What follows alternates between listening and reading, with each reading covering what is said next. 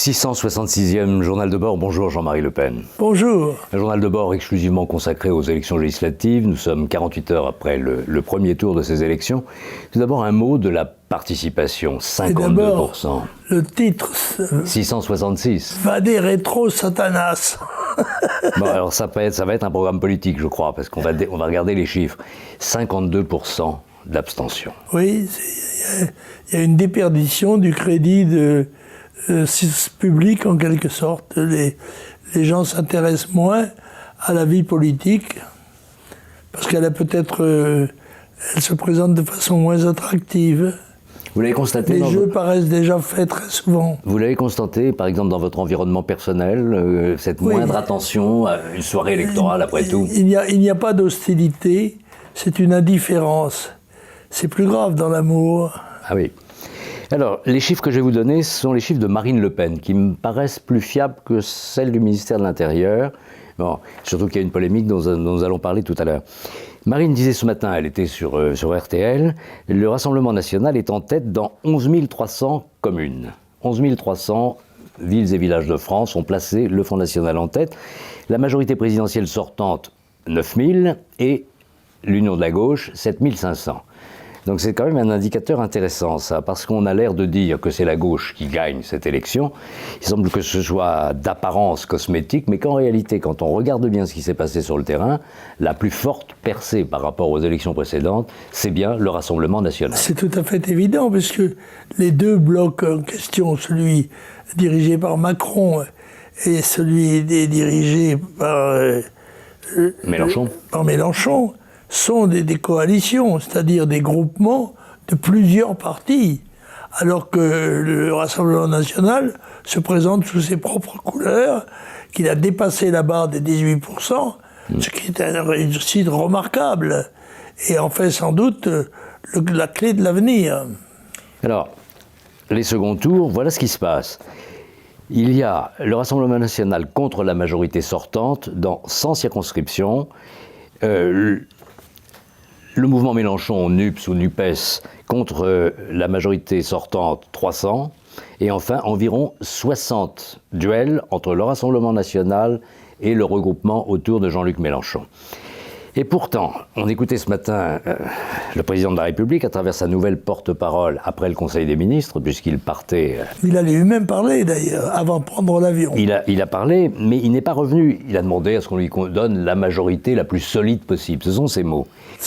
Mais ce matin, dans le compte-rendu du Conseil des ministres, Mme Olivia Grégoire, nouvelle porte-parole qui a remplacé Gabriel Attal, a dit il y a eu quand même une phrase du président de la République, pas une voix pour le Rassemblement national. C'est extraordinaire. Ça veut dire que là où il y a un duel Front National-Mélenchon, on incite plutôt les gens qui n'ont plus de candidat de la majorité à se diriger vers l'ultra-gauche de Mélenchon. Absolument.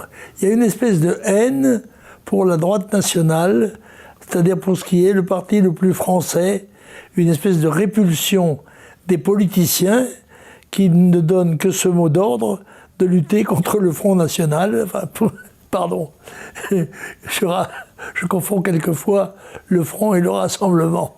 Mais dans ma tête, c'est la même chose. Alors, Marine Le Pen a pris une position dès dimanche soir en disant si vous avez un duel entre la majorité et Mélenchon, ne prenez pas parti. Bon, c'est presque une consigne à l'abstention, ou en tout cas ou un vote blanc, nul, mais ne pas choisir. Dans ces cas-là, quelle est votre position dans ce cas-là, lorsqu'il y a d'un côté Macron, de l'autre côté Mélenchon, à travers leurs candidats ? Qu'est-ce que vous dites, vous ? Comme Marine, n'y allez pas ou laissez tomber ? Non. Engagez-vous sur vos propres valeurs et méprisez celles de l'adversaire, qu'elle soit gouvernementale ou qu'elle soit apparemment de gauche. Vous avez été étonné par le déroulé de campagne et cette façon dont Mélenchon a été porté par les médias. Il faut dire la vérité, la complaisance était évidente et témoigne d'ailleurs de la profonde infiltration du monde politique par la gauche. Comment vous qualifiez ce rassemblement ? Parce qu'il y a des personnalités en son sein qui sont de l'ultra-gauche la plus caricaturale d'une certaine manière, et avec un penchant communautariste totalement affiché et assumé. Qu'est-ce qui est différent dans cette gauche-là et ce rassemblement-là par rapport à ce que nous avons connu il y a quelques décennies? Il y a eu le programme commun de la gauche à l'époque d'un parti communiste extrêmement fort. Il y a eu la gauche façon François Mitterrand, qui n'était pas explicitement un homme de gauche de culture depuis toujours, n'est-ce pas? Il y avait un côté... Si la gauche a réussi ce rassemblement, c'est à cause de sa faiblesse. C'est que ces différents constituants n'ont cessé de s'affaiblir. Et il est plus facile de s'unir quand on a le couteau sur la gorge que quand on a la liberté de manœuvre. À la vérité, la gauche n'existe comme une bouée de sauvetage pour un certain nombre d'élus. Et ça, c'est, me semble-t-il, le plus beau cadeau d'avenir. Donc vous pensez que cette force apparente est en réalité un constat de faiblesse et que tout cela masque... C'est une bouée de sauvetage, mais une bouée de sauvetage qui ne permettra pas de survivre. Bon, donc ce leitmotiv lancé par Mélenchon tout au long de la campagne, élisez-moi Premier ministre, c'était une bonne idée de communication, non? Oui, bien sûr. C'est assez fortiche, ça. Mais ça n'est pas très efficace, ça ne sera pas très efficace. Mais c'était très bien pensé. Est-ce que vous avez un pronostic avant de donner votre consigne de vote, même si maintenant les consignes de vote, les électeurs n'aiment pas ça? On peut appuyer par un conseil amical pour éclairer la route, mais le mot consigne ne passe plus du tout. Vous avez remarqué ça? Les gens n'aiment pas du tout entendre parler de consigne de vote. Moi, je leur dis, faites pour le mieux, selon votre conscience. Jusqu'ici, vous avez bien voté, continuez à le faire.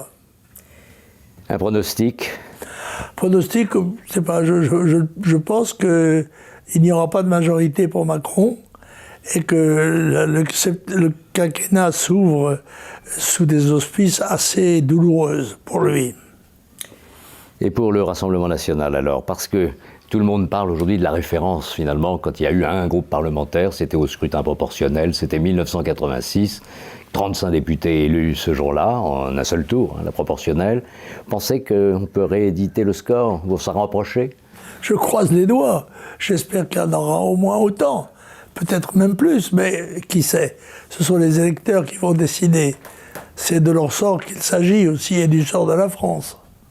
Un petit mot pour la défaite d'Éric Zemmour, puisque nous ne savions pas de ce résultat. On pensait la semaine dernière qu'il avait quand même une chance d'atteindre le deuxième tour dans cette 4e circonscription du Var. Et peut-être un petit mot pour les électeurs déçus d'Éric Zemmour. Oui, mais les électeurs d'Éric Zemmour sont en fait des électeurs très proches du Rassemblement national. Et moi, je regrette pour ma part que Zemmour soit écarté de cette façon assez cruelle. Il ne le mérite pas. Cela étant, les choses doivent conduire les gens à des positions nationales réalistes. Autrement dit, avoir voté Éric Zemmour n'est pas incompatible avec le fait de se reporter le mieux possible sur les candidats résiduels du Rassemblement. Normalement, les électeurs d'Éric Zemmour doivent voter pour le candidat du Rassemblement national. Cela me semble aller sans dire. Et si quelques députés, ces quelques candidats Zemmour s'étaient trouvés dans la même situation, vous auriez appelé ceux du Rassemblement national écartés à ce même geste. C'est évident. Quelques jours à attendre. Tous les vœux pour le Rassemblement national qui est resté en piste. Pas de lecture cette semaine. Peut-être à cause du 666, quelques versets de la Bible qu'on pourra d'ici la fin de la journée commenter. Ça.